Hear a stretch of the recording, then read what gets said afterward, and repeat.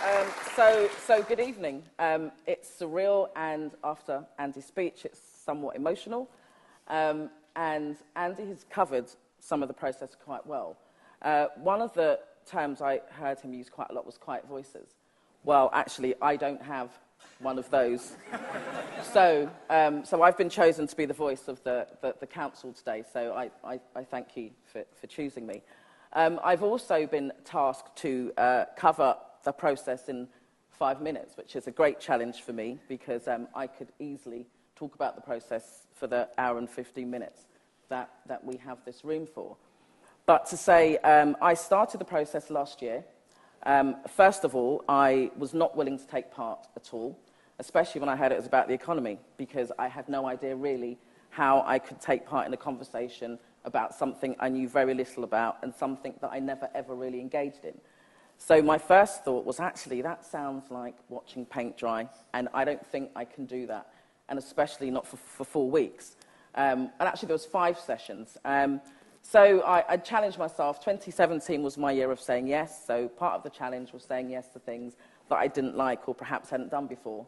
So seemingly the economy was one of those. However, the first session, within sort of half an hour, I was like, oh, actually, I can have a conversation about the economy. This is really good. By the end of the first session, I was invited to take part in a documentary with the lovely Paul Wyatt. And so, of course, it was my year of saying yes, so I said yes. So we embarked on making the documentary. We continued with the process. And I think by about week 3, I couldn't contain myself because I was now so involved and very excited about the fact that I'd been given this opportunity to say something from a layperson's point of view. So I couldn't sit and say, yes, that's from the experts, that's great. So, as I said, I don't have a quiet voice, so I used my quite loud voice to challenge some of the experts. Throughout the process, I felt actually that one of the things that needs to come out of this is a continuation of this type of council. How has the country run, or how has the world run, without actually really finding out what it means to somebody like me? So I thought about imbalances in terms of this gender imbalance, in terms of diversity. There's an imbalance. There's hardly any females. Quite a lot of councillors don't look like me because they're not female, they're not Black, Caribbean or African. So how can they be making decisions about my life? And why do I sit back and say, okay, so milk's gone up, yes, that affects me. Petrol's gone up, yes, that affects me, and actually do nothing about it. So I've challenged myself to speak to just about everybody. So anybody who's here that I've invited, I speak about it continuously. And I have to say, although at the start of the process I thought it was like paint drying, I have to say, if you've never watched paint dry, you need to do it because it is absolutely, it's amazing. So, it really is. And 5 years ago, I wouldn't have said that I'd be sat here talking about this subject, as I equally wouldn't have said that I would be involved in politics. Because, Andy mentioned about distrust, and I just thought I can't be involved in something like that. However, I've now joined the Labour Party, and I'm an active member of the Labour Party with the view to becoming a councillor. And I had the great opportunity to deliver the introduction and welcome speech for Dawn Butler's pre-budget speech. And the budget was something it was a sofa conversation. So you phoned your friends, have you seen the budget? These things have gone up, and did nothing. But I think I had the opportunity to meet lots of people that I perhaps wouldn't have met had I not taken part in the process. And I was invited by Rima to meet with Borough Cadbury's Trust, and I thought they only did chocolate. So, of course, I said yes, and I went along, and that was absolutely phenomenal. I've had the opportunity to shadow the local MP, and through part of the process of filming with Paul, I've interviewed the leader of the council, and I asked him about challenging moments as a councillor, and he said one of the challenges was when you have to make cuts and you cream off the top. So I asked Paul to stop filming, because actually what he didn't know was that I was one of those people that he'd creamed off the top. So I thought I'd best say this off camera because he wasn't prepared for it. So I've been more involved. I speak more to my children. I feel that I have a responsibility to roll out the opportunity. So it's like magic to hear the Bank of England say that you're actually going to be engaging in this process. And so I guess that's the bit that was kind of emotional for me, because I just never saw it coming. In 2016, I wouldn't have imagined that I would be part of a process that's going to affect change. And I'm really, really excited about it. And so I challenge. Don't ask me about quantitative easing, because I still haven't worked that out, or GDP. Okay. So, but just to say, if I'm allowed to, I don't know how I'm doing for my timer. Okay, just to say, if I'm allowed to, the documentary, as it stands, is currently 15 minutes. But the process was so exciting that we just continued to film.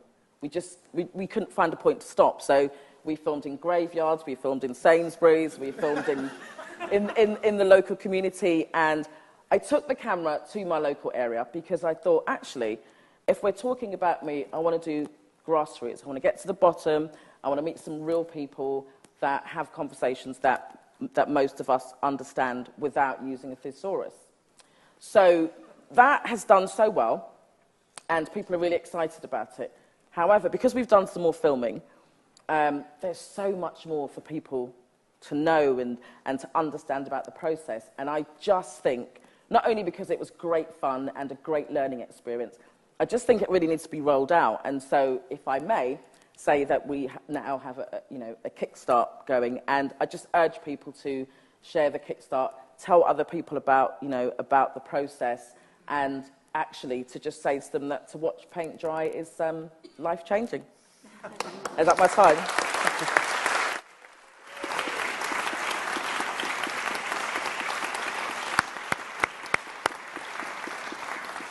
Now, Patricia, let me just ask you one question before we move on. I just want to say to people that we'd have been delighted if Patricia joined any political party. There wasn't a particular direction. It's your engagement that we prize, rather than it wasn't a secret propagandistic effort. But on that theme, Jim, I'm just interested, in the sitting segment, it wasn't that you all agreed with each other. Sometimes you disagree. Just tell us about that process of disagreeing with people and working through that. Okay, so we were set the task of coming up with a charter. And so one of the first words we came up with was value. So people were trying to, formulate this charter, and I said, but actually, what does value mean? Because what does it mean to you, and what does it mean to you? And different people had different opinions. And, of course, there were some people who weren't really open to talk about theirs. But I thought that, actually, it's a good opportunity to have some debate. And through the debate and the thrashing out, we were from different areas, we had different careers, culturally, we were different, the gender was different, and I was one of the people who's self-employed, and so I was quite passionate about how we were going to be impacted by the new changes in taxes, where there were others who were employed, and they were like, well, you've made that choice to do that, so actually I think you should be taxed heavily. And my response was, well, you've made that choice to be employed. And so the choices are there for everybody. And so there was some of those amongst the citizens, and then there was a challenge amongst the experts. And if you watch the documentary, the last of the plugs, if you watch the documentary, you'll see that there's an exchange between myself and an expert who was from agriculture. And she was quite openly saying, well, we use pesticides, and this allows for poor people to be able to afford food. And I was so taken back by that comment.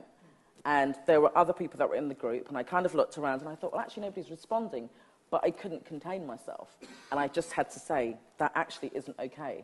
And also, that it didn't make sense, because I was representing the poor people, because it just didn't make sense. So it was quite liberating, because actually it was like, yeah, I didn't think I knew anything in the beginning, but actually I do know that something isn't right. And it's as simple as that. It wasn't right. Great, thank you. Okay, so just quickly, first of all, I'm an academic, so by no means were we saying there is no need for experts. What we're saying is there needs to be a collaboration. I definitely think we should have teachers, and it brings into primary education all the way through. In answer to whether I felt it was just something for me personally, when I began the process, it was like, well, that's all I can talk about. I can only talk about my own economy. having gone through the process and lots of deliberation and debate and discussion, I realise actually that it's my responsibility not for it just to be a personalised thing, but I have a duty now to share that and have a better understanding of the wider economy so that people that I speak to are able to make better decisions and that I can make informed decisions because I'm now more aware of kind of what's really happening. So, yeah, was there a point that I missed around he's looking down now? But I hope I've answered your question. So it's for everybody, children, and it's wider than just myself.